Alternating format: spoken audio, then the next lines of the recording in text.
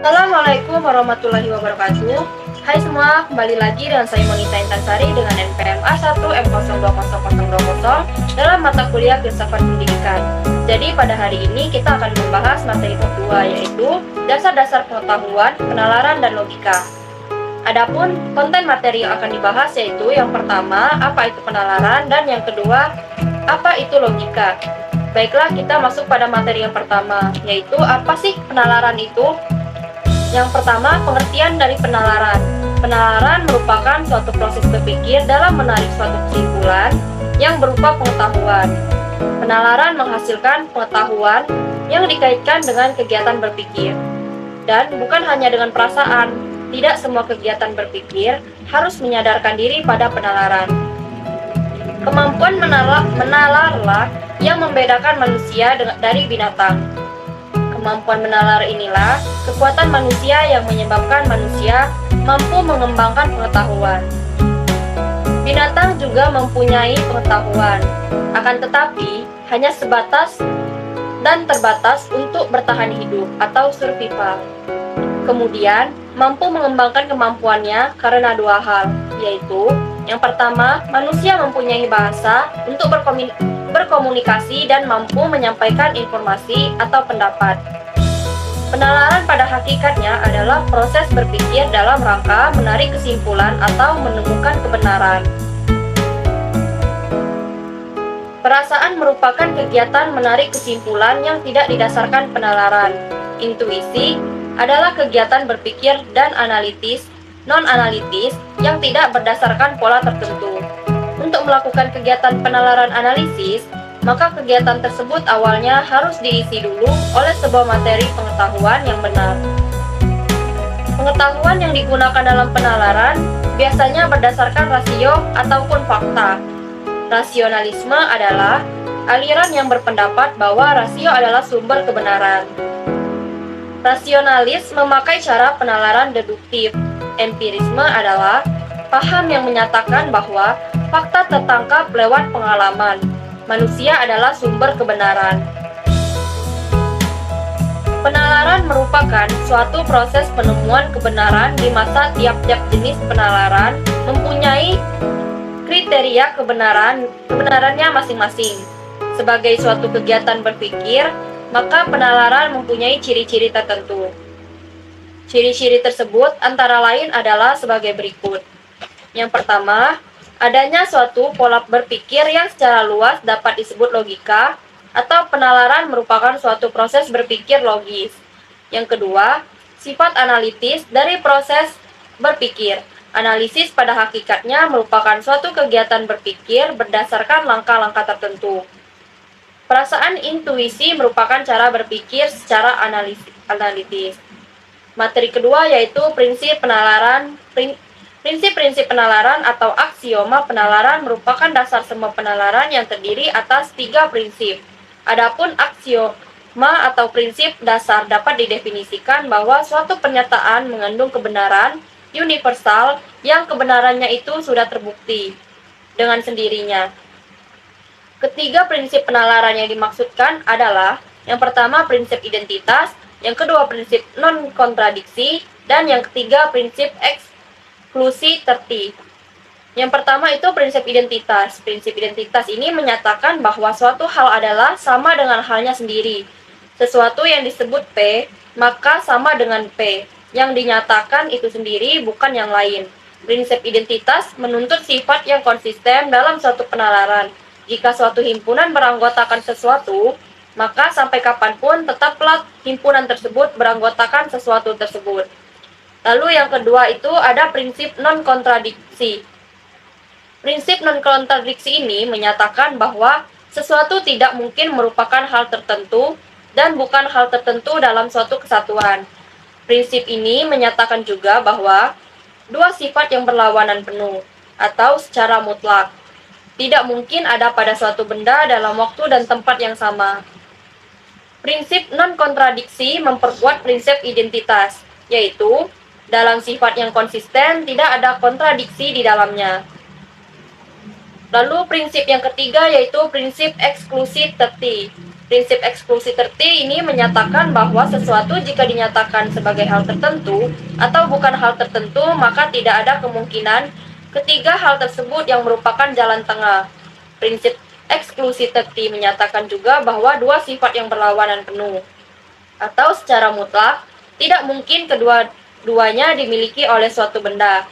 Mestilah hanya satu yang dapat dimilikinya, seperti sifat P atau non-P.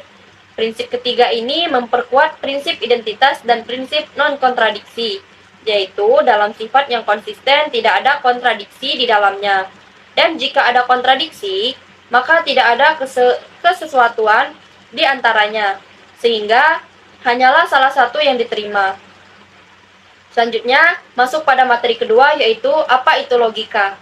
Secara etimologis, logika adalah istilah yang dibentuk dari kata logikos yang berasal dari kata benda atau logos, yang berarti sesuatu yang diutarakan, suatu pertimbangan akal atau pikiran, kata, percakapan, atau ungkapan lewat bahasa.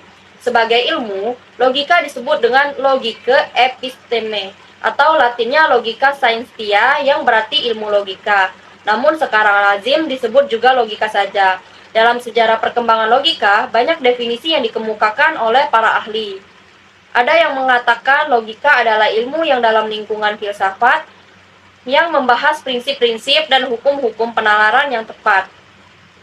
Ada juga yang berpendapat logika adalah ilmu pengetahuan atau sains, tetapi sekaligus juga merupakan percakapan untuk berpikir secara lurus, tepat dan teratur.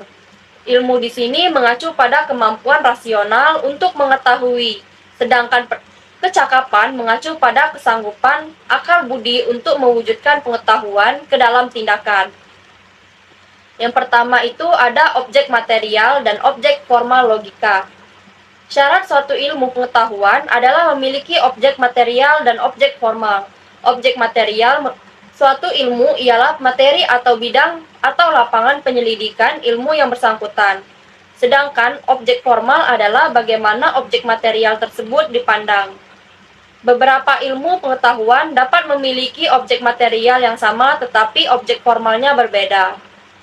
Lalu yang kedua, tempat logika dalam peta ilmu pengetahuan. Aristoteles pada tahun 384-322 sebelum Masehi membagi ilmu pengetahuan ke dalam 3 kelompok, yakni yang pertama filsafat spekulatif atau filsafat teoritis yang bersifat objektif dan bertujuan mengetahui pengetahuan itu sendiri. Kelompok ini terdiri atas fisika, metafisika, biopsikologi, dan teologia. Yang kedua, filsafat praktik yang memberi pedoman bagi tingkah laku manusia, terdiri atas etika dan politik. Lalu yang ketiga, filsafat produktif yang membimbing manusia menjadi produktif lewat keterampilan khusus, terdiri atas sastra, retorika, dan estetika. Aristoteles tidak memasukkan logika ke dalam salah satu kelompok tersebut karena menurutnya logika adalah prasyarat bagi ilmu-ilmu lainnya. Sementara Auguste Comte membagi ilmu pengetahuan ke dalam 2 kelompok, yakni ilmu pengetahuan positif. Yang pertama, logika atau matematika murni. Yang kedua, ilmu pengetahuan empiris terdiri atas astronomi, fisika, kimia, fisiologi, sosiologi fisik, dan lain-lain. Yang kedua, filsafat. Yang pertama metafisika, yang kedua filsafat ilmu pengetahuan terdiri atas umum dan khusus. Pada masa kini, ilmu pengetahuan dibagi ke dalam 3 kelompok, yakni ilmu pengetahuan abstrak atau the abstract science, terdiri atas metafisika, logika, dan matematika. Lalu ada ilmu pengetahuan alam, the natural science, yang terdiri atas fisika, kimia, biologi, geologi, dan lain-lain. Yang ketiga, ilmu pengetahuan humanis atau the human science, terdiri atas psikologi, sosiologi, antropologi. Dilihat dari fungsi dan tujuannya, ilmu pengetahuan dibagi menjadi 2 kelompok, yakni yang pertama ilmu teoritis, ada deskriptif atau ideografis, yaitu ilmu-ilmu sejarah, sosiografis, etnografi, dan sebagainya. Lalu ada nomotetis, yaitu ilmu-ilmu kimia, ekonomi, sosiologi, dan sebagainya. Kedua ada ilmu terapan, ada normatif, yaitu ilmu-ilmu logika, hukum, dan sebagainya. Dan positif atau pragmatis, yaitu ilmu-ilmu teknik, pertanian, psikiatri, dan sebagainya. Lalu yang ketiga, secara logika dimulai sejak Thales, filsuf Yunani pertama yang meninggalkan segala dongeng atau tahayul dan cerita-cerita isapan jempol dan berpaling kepada akal budi untuk memecahkan rahasia alam semesta. Thales mengatakan bahwa air adalah archi dalam bahasa Yunani, yang berarti prinsip atau asas utama alam semesta. Saat itu, Thales telah mengenalkan logika induktif. Aristoteles kemudian mengenalkan logika sebagai ilmu, yang kemudian disebut logika scientistica. Aristoteles mengatakan bahwa Thales menarik kesimpulan bahwa air adalah archi alam semesta dengan alasan bahwa air adalah jiwa segala sesuatu. Pada 370 sebelum Masehi sampai 288 sebelum Masehi, Theoparatus, murid Aristoteles yang menjadi pemimpin Islam, melanjutkan pengembangan logika. Istilah logika untuk pertama kalinya dikenalkan oleh Zeno dari Citium, pelopor kaum Stoa. Yang keempat ada logika tradisional dan logika modern. Logika tradisional membahas dan mempersoalkan definisi, konsep, dan terminologi menurut struktur, susunan, dan nuansanya, serta seluk-beluk penalaran untuk memperoleh kebenaran yang lebih sesuai dengan realitas. Sedangkan logika modern atau logika simbolik ataupun logika matematik menggunakan tanda-tanda atau simbol-simbol matematik, hanya sanggup membahas hubungan antara tanda-tanda itu. Padahal, realitas tak mungkin dapat ditangkap sepenuhnya dan setepat-tepatnya oleh simbol-simbol matematik. Itulah sebabnya Martin Heidegger tahun 1889-1976 berpendapat bahwa logika modern mengabaikan cara berpikir yang sesungguhnya. Lalu yang terakhir, kegunaan logika membantu setiap orang yang mempelajari logika untuk berpikir secara rasional, kritis, lurus, tetap tertib, metodis, dan koheren, dan meningkatkan kemampuan berpikir secara abstrak, cermat, dan objektif. Adapun menambah kecerdasan dan meningkatkan kemampuan berpikir secara tajam dan mandiri, meningkatkan cinta akan kebenaran dan menghindari kesalahan-kesalahan berpikir, kekeliruan, serta kesesatan. Baiklah, itu tadi pembahasan materi dari saya. Terima kasih bagi yang telah menonton video ini. Semoga video ini dapat bermanfaat bagi kita semua. Wassalamualaikum warahmatullahi wabarakatuh.